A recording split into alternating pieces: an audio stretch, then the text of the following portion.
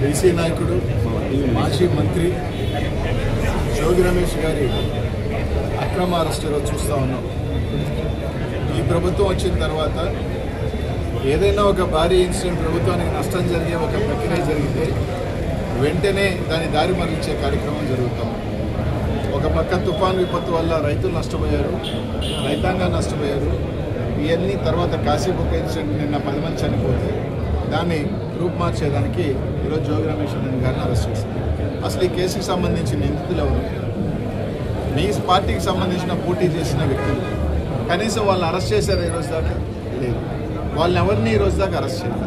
ఒక తప్పుడు కన్ఫెషన్, ప్రతిదానికి ఏంటంటే ఒక తప్పుడు కన్ఫెషన్ రాయించడం, దాని మీద అరెస్ట్ చేయడం, ఇదే ప్రక్రియ జరుగుతూ ఉంది.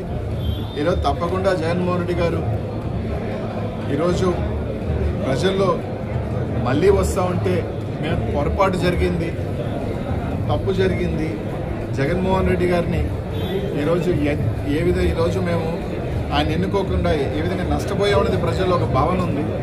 కూటమి ప్రభుత్వం చెప్పిన దొంగ హామీల వల్ల కావచ్చు, లేకపోతే దొంగ ప్రామిసుల వల్ల కావచ్చు, మోసపోయామని ఒక భయం ఉంది. ఈరోజు ఎన్ని కప్పిపుచ్చేదానికి, ఈరోజు ఎన్ని చేసేదానికి ఒక అరెస్టులు తీసుకురావటం. ఈరోజు ఆయన జోగి రమేష్ గారు చెప్తా ఉన్నారు, మీరు సిబిఐ ఏంటి, నా ప్రమేయం ఉంటే అరెస్ట్ చేయండి అని చెప్తున్నాడు. నిజంగా మీకు చిత్తశుద్ధి ఉంటే తప్పకుండా సిబిఐకి ఇవ్వండి. ఈ దొంగ లిక్కర్ మీద కోట్ల రూపాయలు ఏ విధంగా దోపిడీ జరిగిందో మీరు సిబిఐకి ఇవ్వండి. సిబిఐకి ఇచ్చి ఖచ్చితంగా నిజ నిజాలు వస్తాయి. అలా కాకుండా ఈరోజు కాశీబుక్లో జరిగిన ఇన్సిడెంట్ 90 సంవత్సరాల ఒక వ్యక్తిని తీసుకొచ్చి ఆయన మీద కేసు కట్టారు. అదేవిధంగా ఎందుకు తిరుమలలో దేవస్థానాల్లో తొక్కిసలాట జరిగినప్పుడు ఆ ధర్మకర్త మీద లేకపోతే చైర్మన్ మీద ఎందుకు పెట్టలేదు?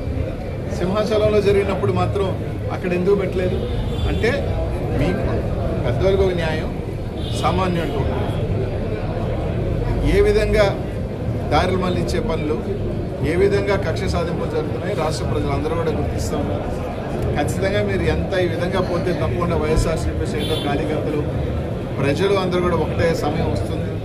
తప్పకుండా టైం అయితే ఉంది 3.5 సంవత్సరం, కానీ ఖచ్చితంగా రానున్న రోజుల్లో ఆ తగిన మూల్యం చెల్లించుకుంటారు. ఎవరు కూడా దీనికి అతీతులేం కాదు.